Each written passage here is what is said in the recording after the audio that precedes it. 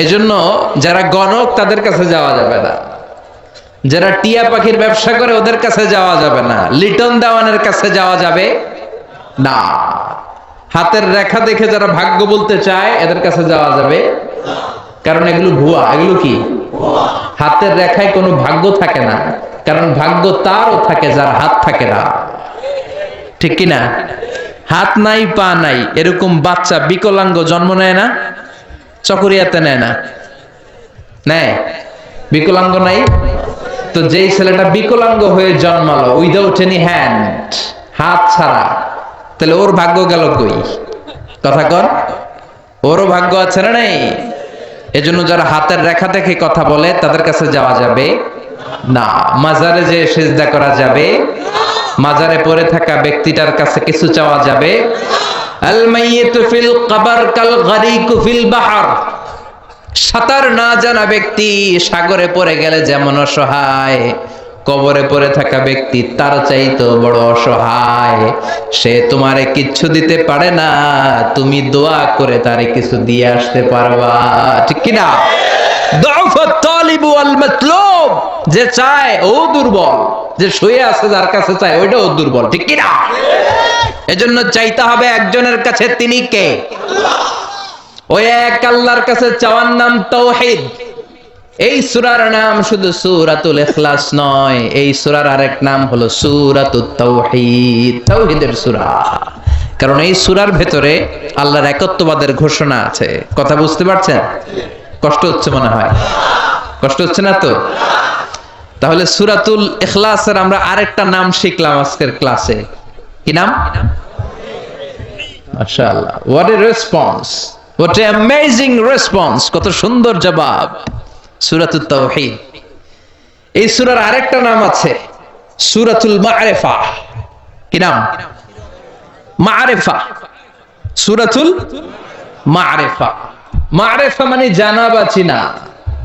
এই সূরা পড়লে কারে জানা যায়? কারে চিনা যায়? মা'রিফা, সূরাতুল মা'রিফা। এই সূরা জানলে আল্লাহর চিনা যায়। এই সূরা যে জানবে সে নামাজি হবে, সে আল্লাহওয়ালা হবে।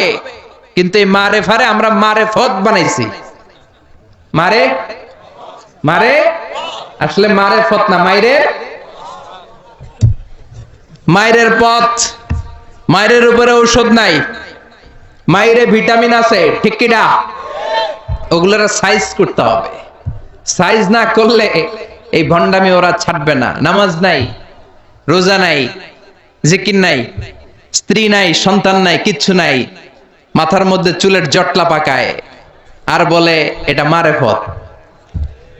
আসলে মারেফতের মূল কথা আছে সূরাতুল ইখলাসে, ঠিক কিনা? আমরা আসল মারেফতের লোক, ঠিক কিনা?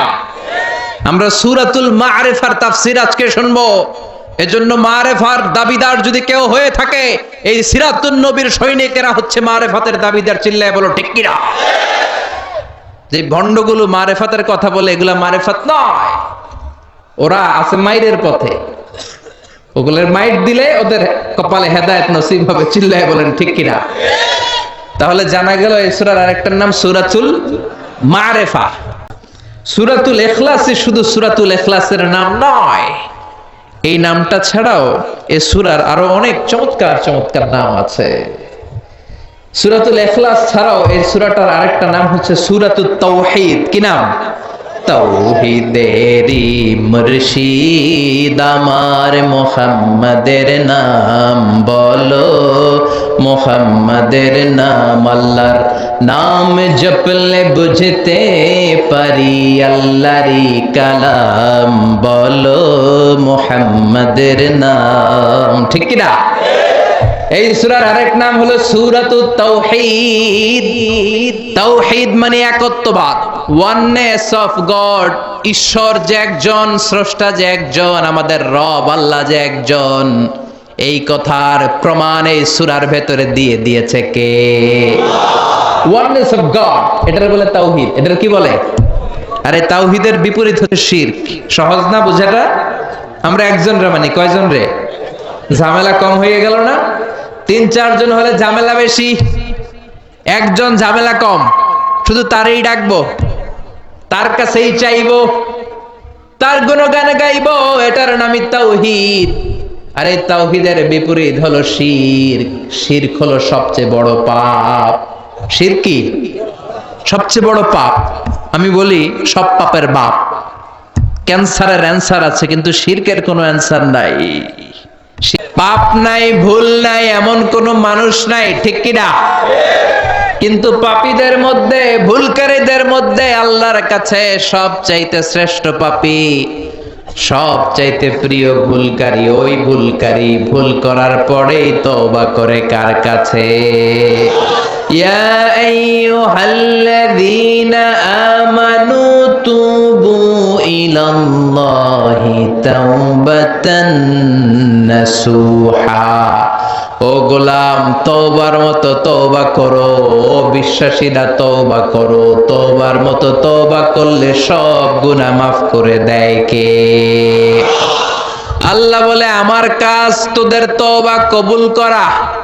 গাফিরিয যামবি ওয়া কাবিলিত তাওব। তোদের কাজ হলো গুনাহ করা, শয়তানের কাজ হলো ওয়াসওয়াসা দেয়া, তোদের কাজ হলো ওয়াসওয়াসার মধ্যে পড়ে গুনাহ করা। আমি আল্লাহর কাজ হলো খালি ক্ষমা করা। সুবহানাল্লাহ পড়েন। শয়তান বলে আল্লাহ জান্নাত তুমি এতগুলা বানালা কেন? জাহান্নাম আরো বাড়িয়ে বানাও। আল্লাহ বললেন কেন কেন? শয়তান বলে আল্লাহ জান্নাতে তুমি ঢুকাতে পারবা না, আমি ওয়াসওয়াসা দিব, ধোঁকা দিব, সবগুলারে জাহান্নামের উপযোগী করব।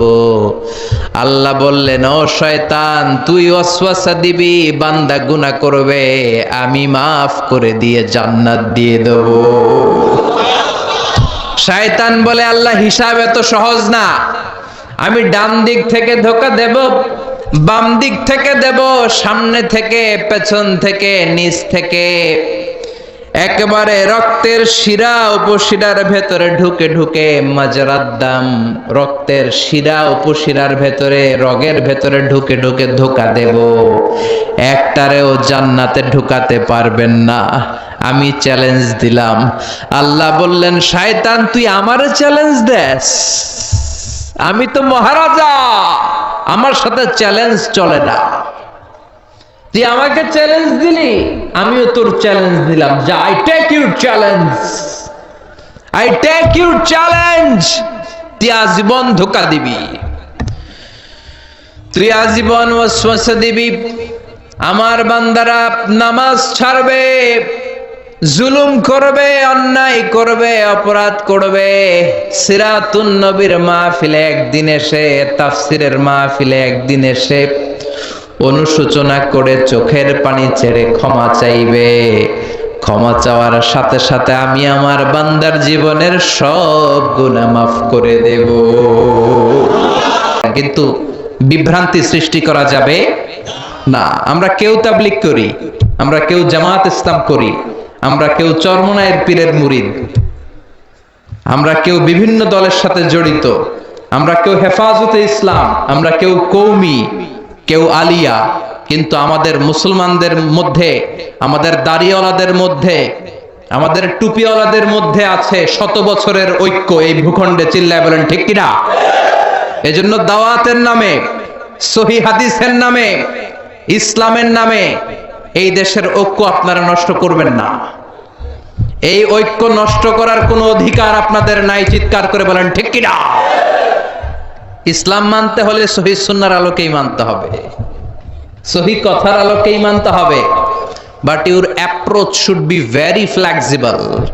আপনার অ্যাপ্রোচটা এমন অ্যাপ্রোচ হতে হবে যাতে করে মানুষ আপনার কথা বুঝে, মানুষ এটা সহজে রিসিভ করতে পারে। যিনি মুফতি, he can provide the legal opinion of Islam, সে ইসলামের ফতুয়া দিয়ে বেড়াবে।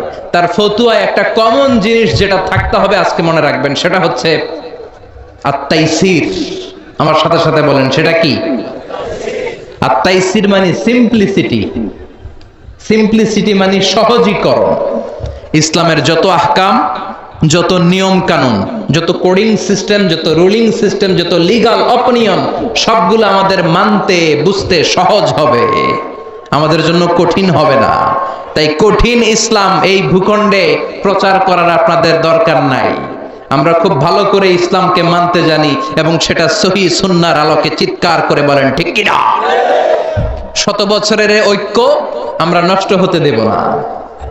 দাড়িওয়ালাদের মধ্যে, টুপিওয়ালাদের মধ্যে এদেশে ঐক্য আছে না নাই? আছে না নাই?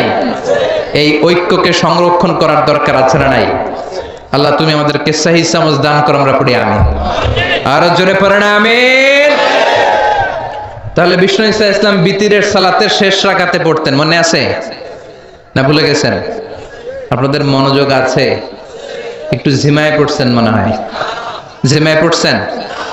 তাকবীর দেয়া যাবে? জোরে না আসতে? কত জোরে? যত জোরে দেন। লিল্লাহে তাকবীর,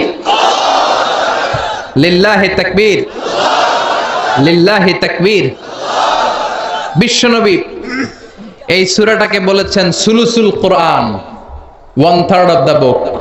কি বলেছেন? সুলুসুল কোরআন, 1/3 অফ দ্য বুক। এই সূরা একবার পড়লে 10 পারার সওয়াব আমলনামায় দিবে কে? দুইবার পড়লে 20 পারার সওয়াব দিবে কে?